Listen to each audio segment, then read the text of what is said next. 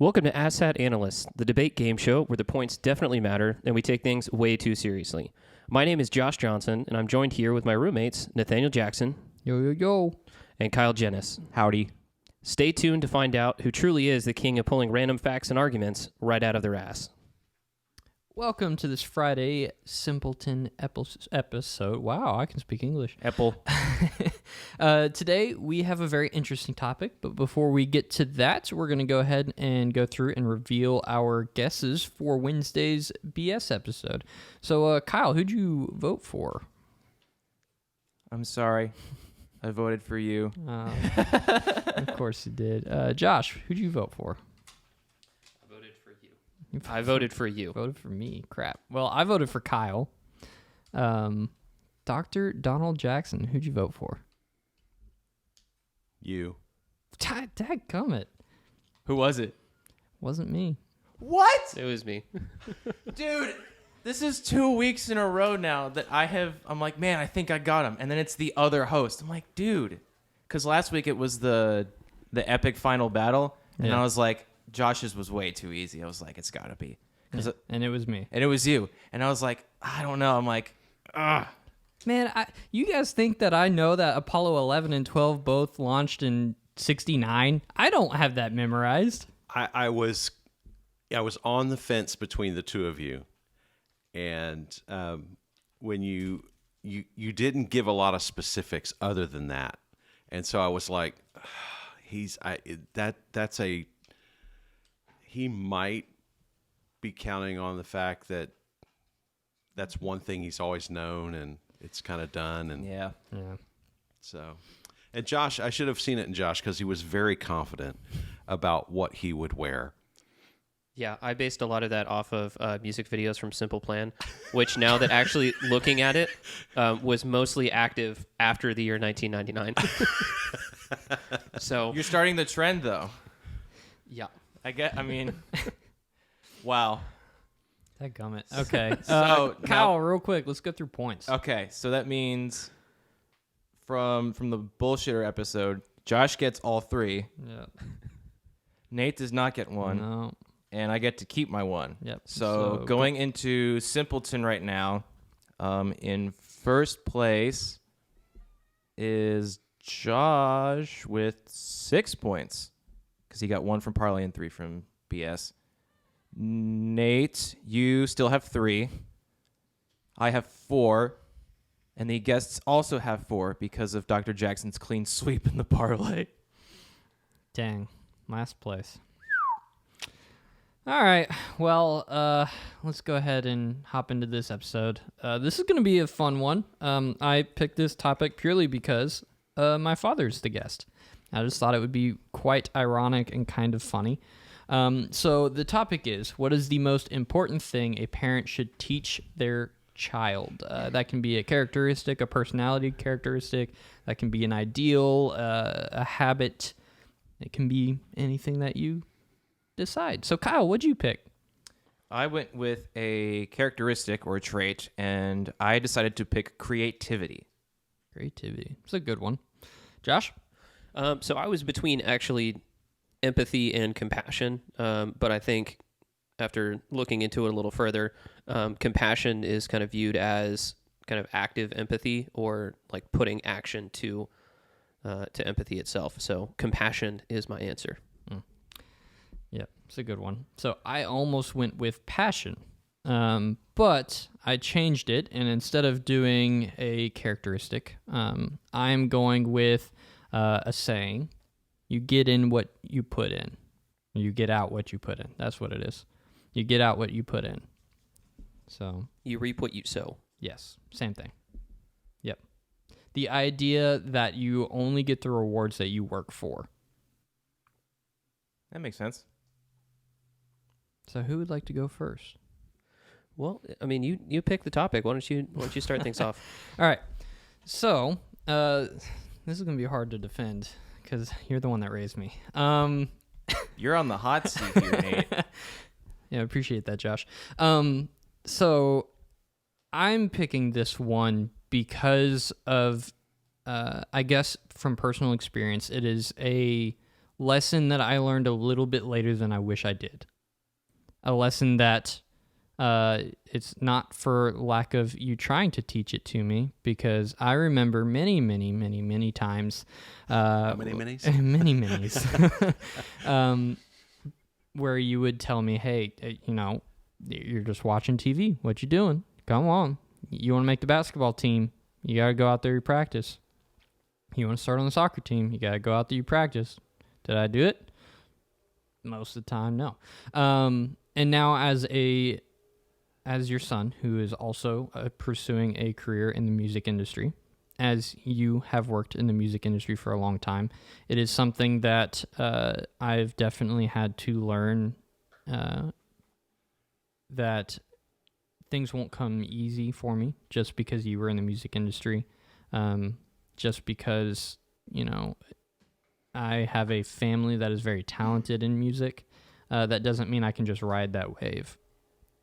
Getting into the music industry and working and having a career that I enjoy in the music industry, for me, won't come unless I put in the work for it. And I choose to better myself every day. And I think that that's kind of what this means. It is, if you want that lofty dream that you have, then you have to work hard for it. It's not good enough just to have the dream. You have to then work hard to make your dream a reality, because you can't just expect life to hand you everything. So, yeah. Yeah, so for me, it was more kind of a decision of looking at a lot of problems that we have in kind of society right now and how polarized a lot of, at least America is, but I think the world at large right now. And I think a lot of that stems from people either not caring enough about other people to at least understand their point of view and being willing to listen to what they're thinking and what they're going through, or just being so focused on themselves that they don't even realize that they're not. And so I think empathy and compassion are things that we need to be teaching people as they grow up, so that it's a skill that is just ingrained into them. Even the few people that, I say few people, a minority of the culture that does care and at least is willing to listen to the perspectives of other people that are, maybe different from them, are still not putting any action to that. They'll listen, but then they don't do anything after that.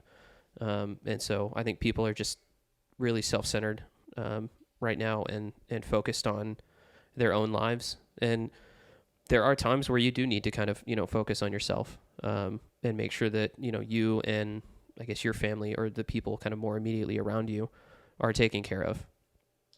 But I think that if we're going to work as a society and as a community of people living on this earth, we need to be able to take care of each other and at the very least, show common courtesies and compassion. Awesome. So the reason I picked creativity was, much like Nathaniel, I am also working to pursue a career in the music industry. And from a very young age, I was put in music lessons, like I think from 2 years old. My mom put me in this class called Kinder Music, where, we'd go and learn the basic notes and everything, learn to play like the glockenspiel, the dulcimer. And I really noticed that music was where I felt at home when we were going through senior letters in high school. And my dad, who wrote his senior letter to me, I think it was like 2001 or 2 or something. And he was on a work job or something. And he wrote down, it's like, I love watching you like watch Dave Matthews. Like when we watch the concerts, it's like you're watching, but you're watching to actively like see what he's doing and try and copy him and do what he's doing or what his band members are doing. He's like, I don't know like how you have that, but you've got it.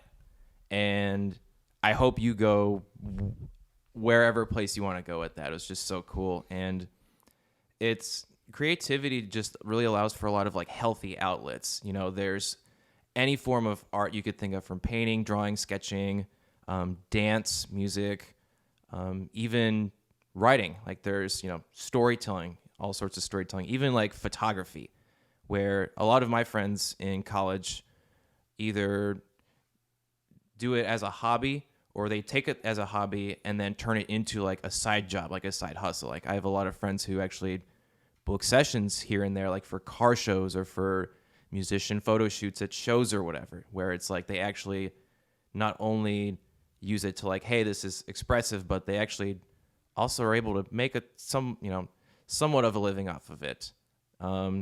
The other big thing with creativity is, and this is more related to the work, is it helps with problem solving and like critical thinking. It helps you think like outside the box, be like, okay, well, there's this problem in front of me. They've tried these ways to approach it. What if we tried something maybe unconventional, but could work and maybe yield better results?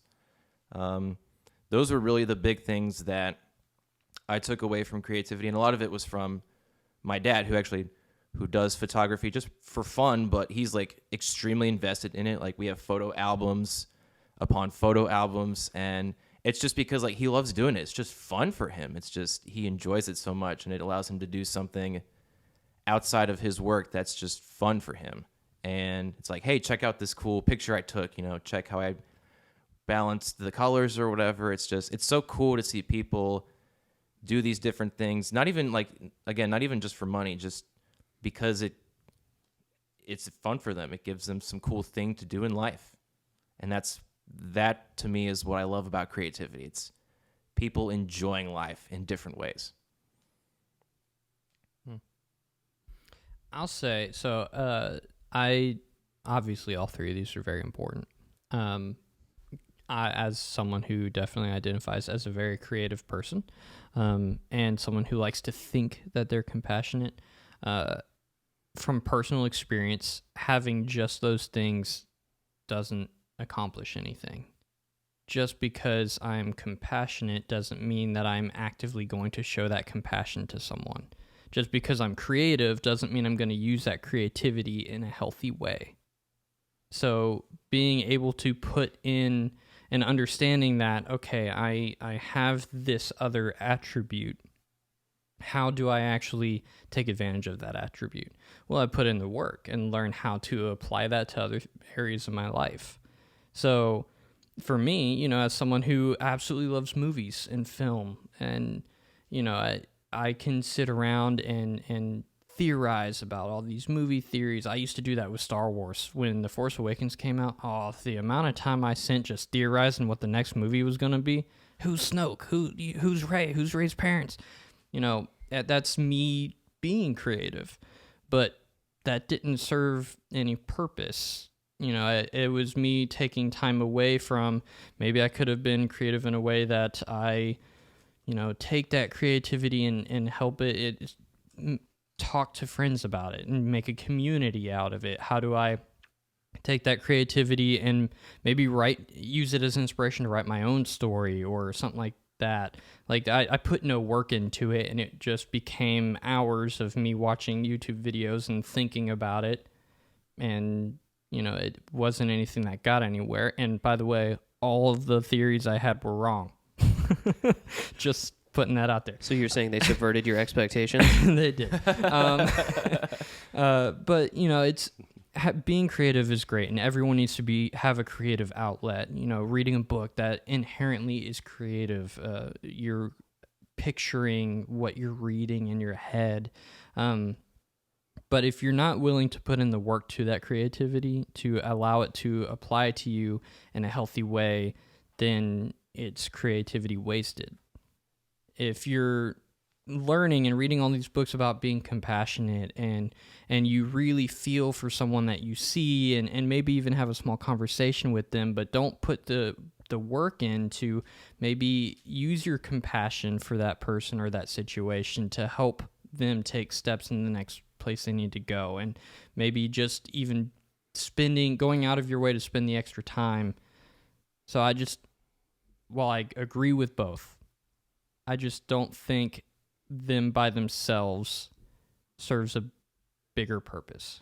So there's two things I want to say. Obviously, yes, if you have one of these things alone, you're not going to be a functional person. Correct. You have to be multifaceted, and you have to have multiple layers to your character that is being built as you're raised. Correct. So that you can function as, even just a basic level human. Yeah. But that's not the argument. The argument is which one should be higher on priority and if it should be imparted. Yeah. The second thing is I think you're confused about what compassion is, because I was at first, which is why I was debating between empathy and compassion. What you just described was empathy. The way it switches to compassion is when that empathy is actually put into practice. Put into practice, but not always put into practice well. And that's the argument I'm making. I agree. And I'm not debating that argument. But if you're not putting in active work, active hours, active time, we're reading, okay, let's take this. Which would be well-developed compassion. Yeah, but the difference is, whereas mine is active towards that specific thing of caring for other people. Yes. Yours is a blanket phrase that goes to every facet of life. So the difference is that mine was more specific and pinpoint of you need to put in to caring for other people in order to get out of it a larger community and healthier relationships. Okay. So you're not wrong, but your point is broad. It's not apples and apples. Yeah. Correct. It's not apples and apples. Yeah. I'm talking about a square. You're talking about rectangles. Yeah. I'll also say to your first point, that's kind of exactly my point. If you're going to have all of because you're right. Everyone is going to have multiple aspects of this. Ideally, someone, is creative, has compassion, and actively works to nurture those two things. But if you're going to have one that is more important, I think the work is more important, because if you have that compassion but don't work to nurture it, don't work to use it actively, then it goes to waste. And you honestly, okay, so we had this conversation in our Tuesday night group. We're reading a book called The Gifts of Imperfection.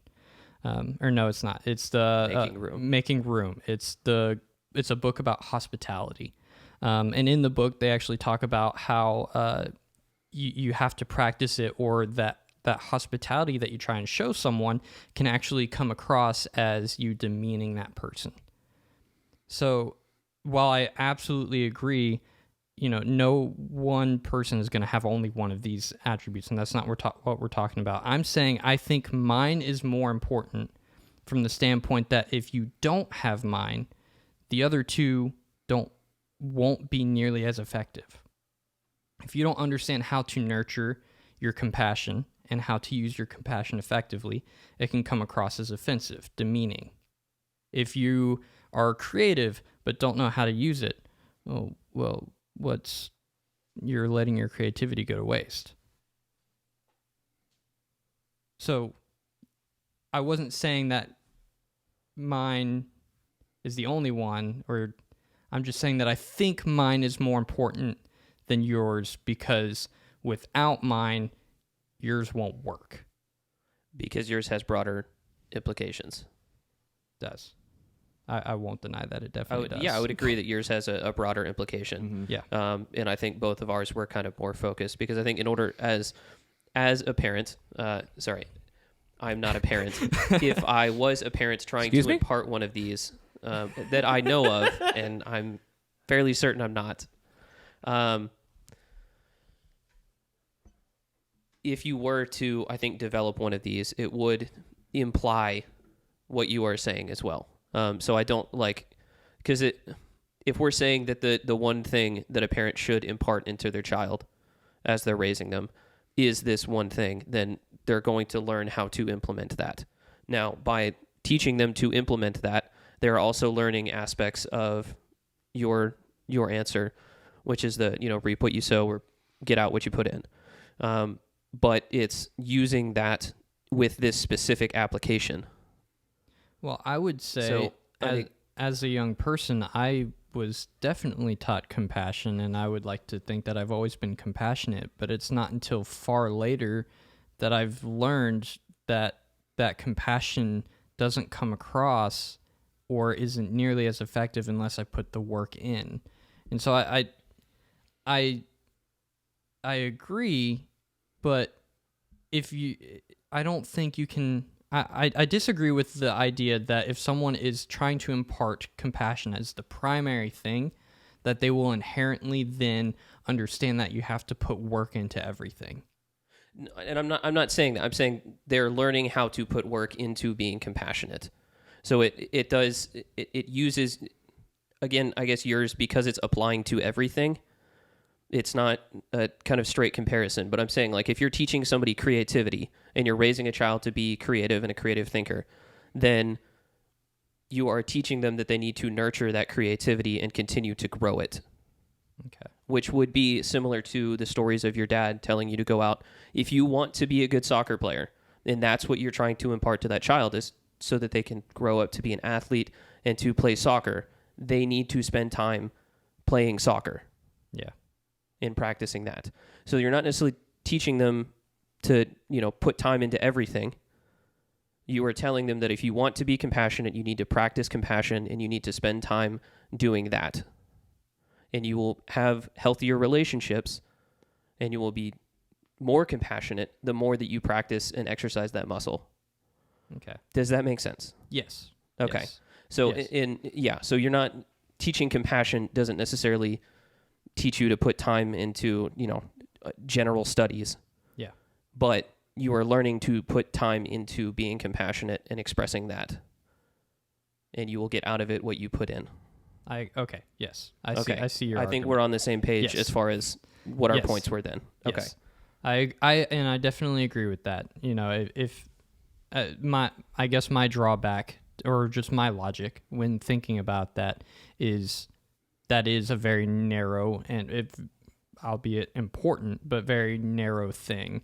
And I guess that's just I did pick a much broader response. My response doesn't apply to one thing. It applies to how a person views everything that they come across, whether it be compassion and creativity, whether it be a job. If you work in sales, you make the amount of money for the amount of work you put in, especially if you're commission based or incentive based. So I think I guess my answer is just a lot broader and can encompass a lot of things. So Well, what is a way that you would teach that to a child other than, because like you mentioned, part of the ways that your dad tried to teach it to you was by telling you that you need to go practice if you want to start on the soccer team. I keep going back to specifically the soccer one, but that's just what stuck out to me. So then you also followed that up by saying that it's something that you think about, but not something that you've really been able to implement until recently.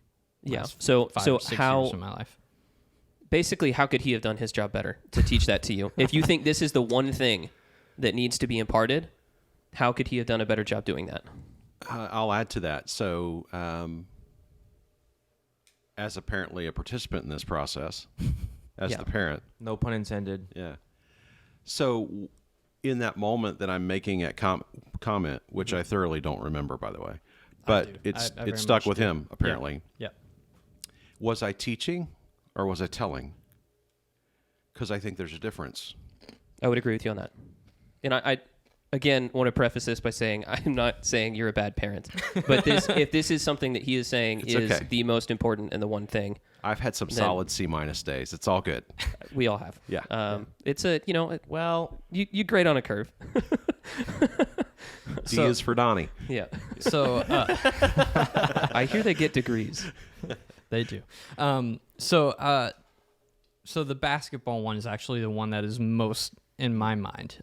It specifically happened the first time that I didn't make the middle school basketball team. I don't know if you remember that. I do. But I was absolutely distraught, came home, was like, I practiced so much. And you're like, you did practice the morning before. I was like, yeah. You're like, how much do you think the other kids practiced? I was like, probably more. So that was a moment of realization that just didn't stick. But I think that conversation, the conversation obviously stuck, but the actual practice and what it meant, what the conversation meant, didn't stick. It was, okay, well, they got it because they worked harder. My brain didn't put two and two together. So I think in general, this lesson is probably taught best through small examples and helping to see actual immediate results. For example, I was reading, is it 7 Habits of Highly Effective? One of the books I've been recently reading, the author talks about how their kid did not want to mow the grass. And so he said, okay, well, what if I pay you to mow the grass? And the kid was like, okay, sure, I'll mow the grass. So the child mowed the grass. And then he got a little allowance for it, and he was like, oh, I really like this. I want more. Can you pay me more? And the parent was like, no, I'm not going to pay you extra. And so he said, okay, what if I mow our neighbor's grass? And the parent was like, well, let's go talk to the neighbor and see if he'll pay you to mow his grass. And it turned into a business. And in that moment, that kid realized, oh, if I work really hard, I might be doing a lot of work I don't necessarily want to do, but the results are now I can go buy what I want to buy. And you can set your own prices for everything and and dictate so your own rules from there on. It's something that is learned through either life experience or through teaching moments. So maybe put another way, what you're describing is work ethic. Yes. And so the concept of work ethic being that you invest yourself first and then reap the reward. Yeah. So Yeah, and then just a motto to go along with that. Mm-hmm. Yeah. To kind of summarize that and be able to say it in one sentence rather than I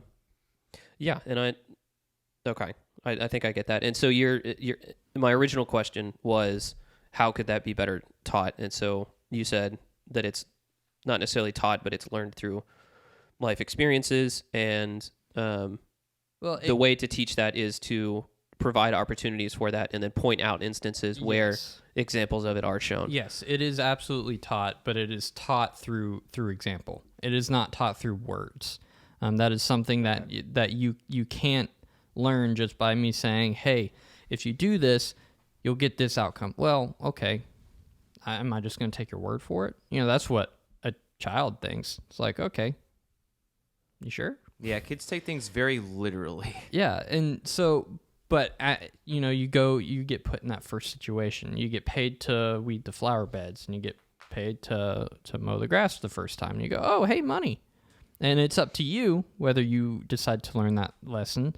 And it's up to whoever's helping to teach you to point out what you learned from that lesson. To say, hey, this is the situation you were just put in. You see how this happened because you did it? Well, if you do it again, that will happen again. And if you keep going and you work really hard, you can keep going and you'll get to this situation, this point. If that's the point you want to be at, then great. So, and, work ethic is probably an easier way, a more immediate way to understand that. But that's applied to everything. That's applied to school, to grades. That's applied to your job, which usually, if you work really hard at your job, your pay will probably increase. And if that's important to you, then that's good. If you want to be a better musician and you want to get more gigs, then you probably just got to work harder and become a more talented musician. If you're bad at networking, learn how to network. Work at networking. So, yeah, it is something that can be applied to, and with maybe depending on the specific area that you're applying it to, a few tweaks. But yeah, I think I definitely agree with you that is something that's important. Yeah. I want to hear about creativity, though. I did pick this one because obviously it is very personal to me, and I have a lot of other friends that, again, same thing. They want to do all these different things, and obviously, like one of my old friends who I met through a mutual friend and went to college with, he took up film photography as well, which was it was spur of the moment, out of the blue. I always go to photography because it's inherently very. At first, it's like, oh, I can take this picture and it'll look like this. It's easy to pick up on, but then it's finer details that you pick up on. Oh, if I do this or here or whatever, and it's almost like more of nurturing the creativity than inherently teaching it. And obviously, there are more creative individuals. It's just the way the world is, and everyone is, I guess, born or designed, however you look at it. But when you see that sort of level in, like when you see that potential in someone, I think it's important to try and help them see and develop more and try and get to whatever results. Like Nate said, with growing your own business or whatever, like that's how artists get their clients or whatever. It's just realizing, oh, they have this potential. It's like, oh, if I try this or whatever, somebody out there is going to like one of their pieces and they'll be like, hey, come do this for me. I'll give you this much. And then they can grow from there. It's a personal growth trait. And like I talked about earlier, I always try and at least learn one new thing a day, even if it's just like 5 minutes, just be like, hey, teach me something new that, maybe I might use, I might not use, but something that'll be like, oh, that's cool. And one of the things I did note for creativity, it does help, like I said, with problem solving, critical thinking, and it ties into like resourcefulness as well. So being able to look at a situation and be like, well, I have this, this, and this. How can I, let's say, build a structure with only this limited resources? Like, did you guys do the egg drop project in science where you had to build a contraption to save an egg from dropping a certain height so it wouldn't crack or whatever? We were more focused on catapults, but I know what you're talking about. We did catapults in high school. I genuinely don't think I did either. You didn't build catapults? No. Oh well, my we did gosh. catapults in AP Physics. Nathaniel We wasn't did- in AP we did too, Physics. yeah. I did not take AP Physics. I did not Oh, you take missed any out, AP dude. Science or Math. I took AP English, and that was it. Well, you took college English too, didn't you? I took Yeah. college Yeah. English as well. He was advanced in other areas. Yeah. And that's not, fair. not Math and Science Yeah. at all. I wonder if my dad still has my catapult. I don't know. Sorry. Totally just woo. But yeah, it's just the resourcefulness thing. The big thing I wanted to note was it's using things in front of you in just like some brand new way that like nobody else would have thought of. And just to see that in somebody is just like, whoa. It's so, like I said, it's all about potential, just to do something new and bring something new to the world. That's part of life. Like, change is part of life, and helping to nurture creativity can bring positive changes. A new art form, some new new genres of music. That's how just all this stuff was made. Someone thought, hey, let me try this, because they had this idea, and they just go out and put it in the world. Creativity is one of the things that makes us as individuals who we are, and it's probably the most apparent thing that separates us from each other outside of looks. Sir Ken Robinson writes and has spoken. There's TED Talks with him that you can go see this. He's talked about the fact that children are all born creative in their own way, but Right. they have their own Yeah. but that the current flaws in our educational system slowly beats creativity out of you over time. And by the time you get through the educational system, which is really just a system of teaching what we believe are pertinent skills and knowledge, what do I want to say? Anyway, I won't go more there. It's really about teaching people how to kind of solve the formula of pass here, go there. It's not really about exploring who you are.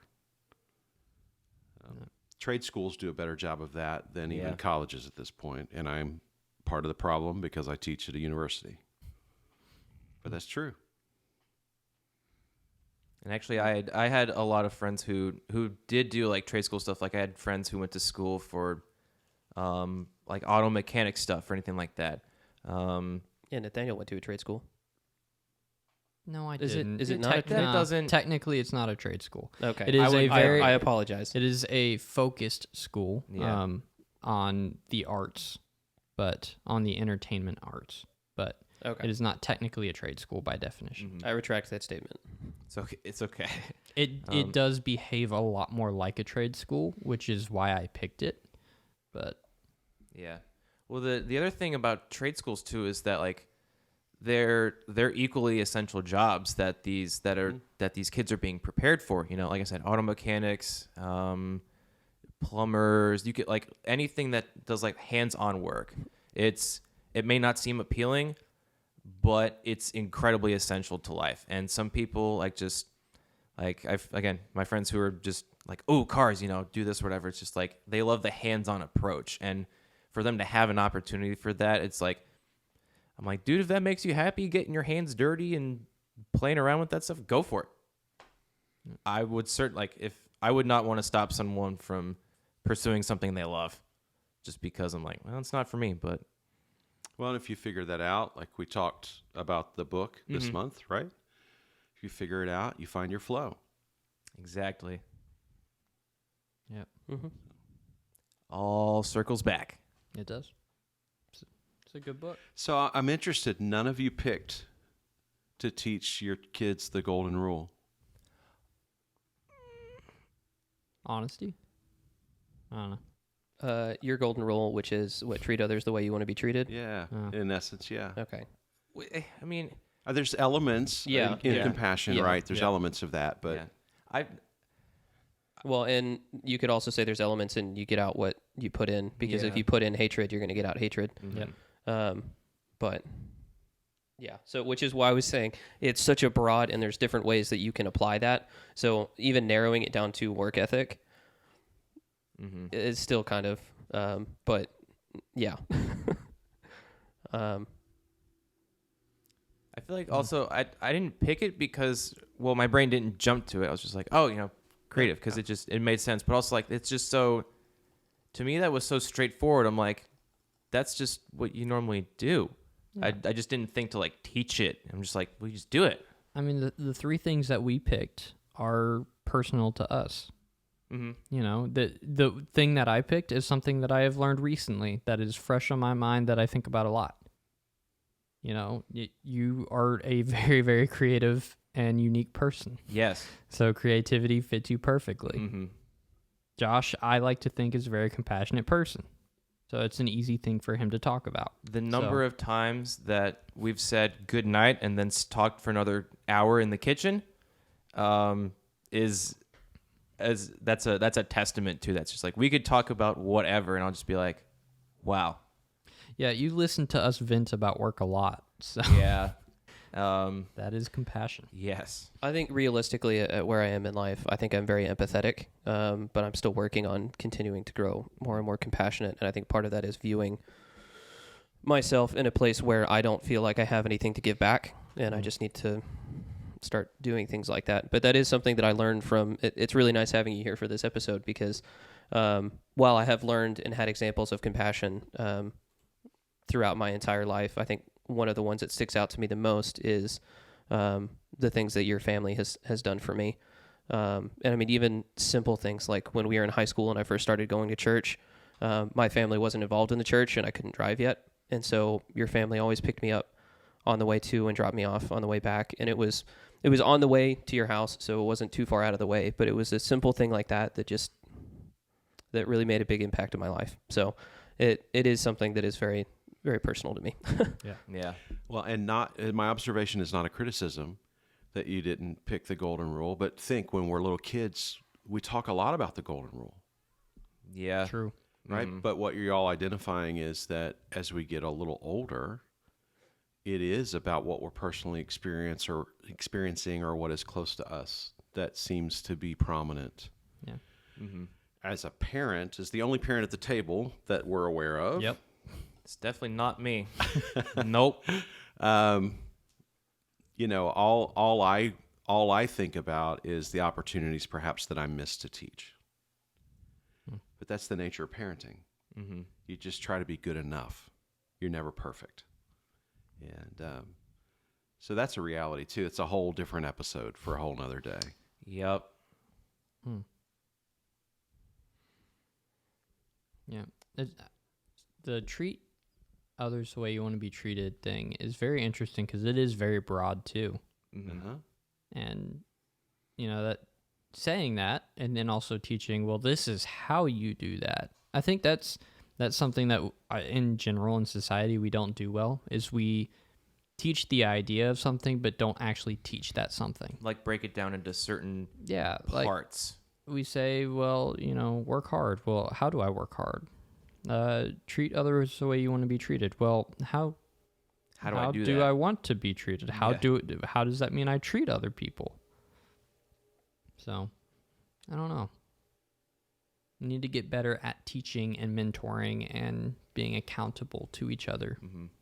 Yes, and meaning, but we have to make space to recognize as teachers, and we're all teachers to someone, that we're teaching from our own perspective, and we may need to adjust how we teach for the person that we're investing in to hear it, feel it, experience it, understand it. Otherwise, I'm just entering an echo chamber and I'm replicating who I am. Yeah. Right? Mm-hmm. So and that's less than ideal. There's value in some of that sometimes, right? Obviously, if I don't, as a personal moral compass, if I don't choose to murder anyone the rest of my life, I would like to replicate that around the table. Right? I have no intention of doing I'm being a little anything. silly, but you get it, right? There are some things that are absolutely we should replicate and we should teach and say this is the way and this is why. Yeah. But I think that list is small. And then the other pieces of it, you really have to consider how other people, what their experiences are, because even having children that grow up in the same house have different experiences. Yep. So sometimes you Oh, can't yeah. even parent the same way with each child. And then it can drive you nuts if you're parented by your parents one way and then you see your sibling being parented another and it looks a little more lenient or forgiving or, right? And it's like, what? Yeah. I didn't get away with that. Yeah. Well, every kid's different. And sometimes parents are smart enough to see it, or sometimes they're just plain exhausted and they've lost the energy and the will to do it. Yep. Yep.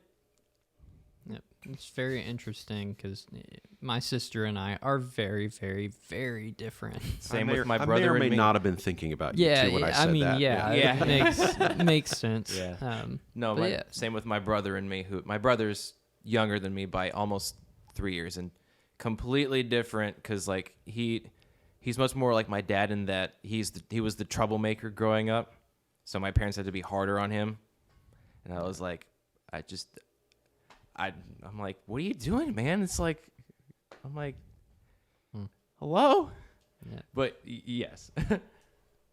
Yeah.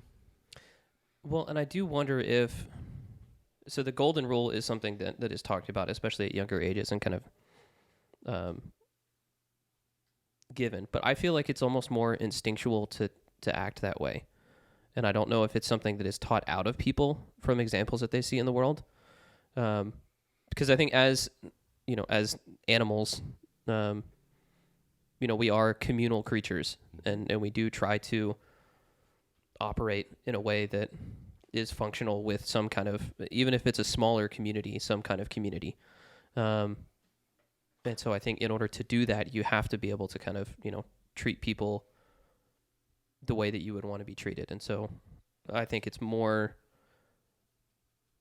society kind of teaching the opposite of that. Even as much as we say this is the golden rule and the one thing, I think it's something that is almost yeah, I think it's something that's taught out of kids rather than, which is part of the reason, because it was something that did come to mind. It didn't come to my mind, I won't lie. I didn't even think about it once. Yeah. Which is interesting. All right, well, you want to pick someone? What you thinking? So, I mean, I know the rules, but what am I really picking here? Which one do you agree with the most? Or which one is maybe, someone may have come into this with a slight advantage, just something that you already believed was slightly more important, and if neither of the other two are able to sway you, you can stick with that person. But just whichever one you think, if you were to have another child and raise them, what would be your first priority of the three that we provided? Also, if you have more questions at this point, you're welcome to ask them. Yeah, You don't you have can to ask just- more Right. questions. You don't have if to you have answer like yet. if you have You don't like a have to final answer yet. question or anything. No, I don't. I mean, we could talk about this for hours because I Yeah. think it's a much bigger, broader topic. And Oh, and even if you pulled me out of this seat and put another parent in this seat, they may have a very different perspective than I do, and neither of us would be wrong or right. It's just a different experience, a different perspective. So I respect that. So let me then give my disclaimer on why I'm choosing what I'm choosing, because I think all three are very insightful. I do think work ethic is important, and work ethic for me, I just, for whatever reason, some things just haven't come easy in my life. Now, others may look at my life and see that and think, no, actually some things have come easy for you. And I'm not naive to that maybe at this point in my life, some things look a little easier than others have had it. But they don't necessarily know the amount of work I've had to put into it. They don't know how many basketball and soccer games I had to miss to write a dissertation. They don't know how many times I would rather have sat home and watched Monday Night Football than teach a class till 9 o'clock at night. They don't know how many band trips I missed because I had a work commitment and I couldn't take a fall break in the same way that the kids or my wife could. They don't know these things. So I've just always had to work hard for what I have, and I value that. So work ethic's extremely important to me, and I do think the idea of teaching all children that you have to invest something to reap the rewards or the hopes and dreams that you have is a good, fundamental, paint with a broad brush kind of thing to teach. Okay. Creativity. I think creativity is fantastic. And Sir Ken Robinson, I got the opportunity to see him speak years ago in Dallas at a convention I was at, and it was impactful for me to hear him tell his stories. And I've watched his TED Talks. I've bought his books. I'm going to sound too strong. I'm a bit of a disciple. I appreciate how he approaches thinking about education and child to adult development and all kinds of things. And was privileged to have a brief conversation with him about that at Dallas. And it was a fascinating thing. So creativity, I think every child is creative. Now, it may not look like you're the best painter, songwriter, guitarist, sculptor. Creativity can come in many forms. It can come in the form of problem solving. It could be mechanical, could be engineering, right? Creativity exists in all of the fields that I think as humans we participate in. So I value that as well. All that said, for our time and place, if I were having a new child come into this, I'm going to focus on compassion. If for no other reason, then we are at one of our most divided, polarized places in our society right now. And what compassion does for you, if we can foster that and teach that, it's built on empathy, but it's simply, when acted well, is the ability to get out of your own experience and perspective and to step into somebody else's skin for a moment. And so if we're able to do that a little better than we have before, then perhaps we're not quite so rigid in how we approach people who are different than us. because we're in that place where if you don't agree with me, I'm right and you're wrong. When we probably should have a better posture of compassion that says, I don't understand your perspective. Let's talk about that. I'd like to learn about that. And even if we don't find ourselves in a place of agreement at the end, I have focused on us in a relationship, not on being right. So we have this saying in the world of therapy and psychology and all this stuff, that sometimes the choice comes down to, are you going to be right or are you going to be in a relationship? Compassion helps you make better choices around that. Lacking compassion gets you the craziness we're seeing in our world, polarized on both sides, the extremes on both sides, that says, I cannot understand another perspective. And so I would want to foster that for this place and time. 50 years from now, 50 years before, it may look a little different. But if I were going to raise a new child today, I would probably, of the three you've given me, I would probably choose that. There's a whole host of other things I might choose even before those three, but that's certainly of the three, probably the one by default of context and place and time that I'm going to say is the one. I'm curious, what is one thing that you would pick above these three? So you talk about big, broad brushstrokes and work ethic, as I kind of co-opted the term for you, is a part of that. I would say, so we have in the world of systems work, systems therapy work, there's theorists who have said, here are the 7 stages of the family life cycle. And stage 1 of that is becoming basically an unattached or differentiated adult, meaning that the primary task to enter into stage 1, which is when you leave home, all 3 of you are stage 1ers at this point, the 2 primary developmental tasks there is to be able to take care of yourself financially and emotionally. Now, I recognize the challenge in our current economy about taking care of yourself financially. That's where work ethic can come into play. Sometimes you got to hustle. I mean, heck, I'm in my 50s. I got 3 jobs. So I get it, right? You just got to hustle. But you should be able to take care of yourself financially. The other piece of that is to be able to take care of yourself emotionally. So when things don't go your way, when you're agitated, when you're upset, when you're hurt, when you're disappointed, when you're lonely, it's being able to appropriately self-soothe, manage those emotions, and be able to navigate the day and keep going. Right? You focus on these things because if you decide, and as mentioned earlier, we're designed as a species to live in relationship. So if you decide at some point to find a life partner, whether that's marriage or cohabitation or whatever that looks like, you ideally want 2 people to come together who both can take care of themselves financially and emotionally. That's the best possible scenario, because that way you're not over-relying on each other. You're instead responsible to each other, and that feels different than I have to marry you because if I don't, I'm homeless. Or I have to marry you because I don't know how to manage my own emotions, so I need you there to regulate me. So the ability for someone to differentiate from their family of origin, getting deep here, master's level stuff, guys, but Pull out the notepad, yeah, guys.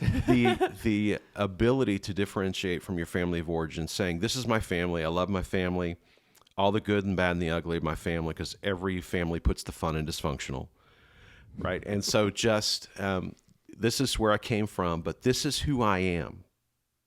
This is who I'm becoming. And it doesn't have to look like my family, and my family doesn't have to approve of it, although ideally I would love for them to just love me for being me.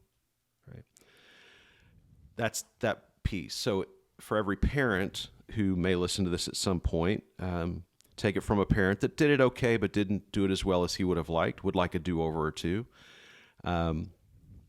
Teach your kids early how to find their voice, how to state their truth, how to ask good questions, critical think, problem solve, compassion, work for the things they want. Yes, all those things that you've mentioned.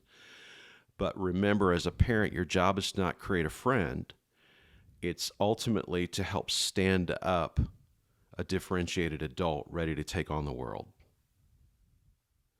So that's what I would encourage parents to think about. And that's, and in the world of therapy, that's what we try to get people who come to us who are having troubles parenting and all those things to try to focus on. Maybe you shouldn't be your kid's best friend right now. He or she is 15. Maybe you need to focus on teaching them how to take care of themselves financially and emotionally. You got 3 years left to invest in that. Probably should have started earlier, but we're not going to shame them or tell them that life's past, right? But you got 3 years, try to invest, teach them that, stand them up, get them ready. So maybe a different answer than the three of you expected, and maybe a more complex answer than is that we have time to discuss on a podcast. But I would certainly want to focus and teach parents how to do that. That's smart. That's a really good answer. That's Wow. That's okay, a so PhD what I'm answer right there. yeah. Yep. Yeah, that's broader than I was thinking, but it's weird because it feels broad, but it's also very focused. Yeah. That's the beauty of it. Man. Well, at the end of the day, aren't you self-sufficient if you can take care of yourself financially and emotionally? Mm-hmm. Yeah. No, yeah. So would you also, I mean, obviously narrowing it down to fewer words is not going to be able to encompass everything, but kind of independence. Yes. Okay. Yeah. So independence emotionally and financially. Okay. Yeah. You could also say, I guess, like you said, self-sufficient or self-sufficiency. Yeah. Yeah. Okay. All right. Well, that was a wonderful conversation. Thank you for coming and being a part of this podcast. Yeah. So I guess in the end, Josh got a point there, right? Is I that got the deal? He got 2 points. Josh got two. So Yeah, wow, where that's does right. that leave us with the points total after? Of course Josh would for bring this that month. Oh no. Yeah, I would. Josh. Okay. So Josh furthers his lead now. Josh is at 1, 2, 3, 4, 8. Math by 8 Kyle. points. Yep, Yeah. it's 8. Yeah. Josh got 1, 2, 3, 4, 5, 6. Josh has 8 points. He got 6 this week. Next, actually, is a tie for second with the guests and myself at 4. Nathaniel with 3. I did good last week. I'll be back next week. Yep, we still got a good amount of the month ahead of us. A good amount of the month ahead of us. Oh, wow, yeah. that Yeah, was, we're halfway there. Lemon and a pear. Halfway through November. We got 2 more guests. A little more work ethic, you'll get there. Should have practiced more basketball. I should have practiced more basketball. All right. Thanks, guys, for having me. This was fun. Yeah. Absolutely. Thank you Thanks very for much for being coming, on. sir. All right. Well, we will see you guys next Monday. Bye. Well, that's it for today's episode. Be sure to join us on the next episode where we will continue to debate as good friends do. Follow us on Instagram and YouTube and stay up to date on all things Ass Hat, and to participate in polls and activities throughout the week based on the themes of the upcoming episodes. We also started a Patreon for those of you who are interested in showing your support in a more direct way. On our Patreon, we have a ton of bonus content, including tier lists, loser dinners, and bonus podcast episodes. We want to continue making content that makes you think, smile, and especially laugh. And the best way that you guys can help us do that, leave a like or a comment, download and share all these episodes with your friends and family members who you think would enjoy our tomfoolery, our shenanigans, and all those other crazy words that encapsulate our content.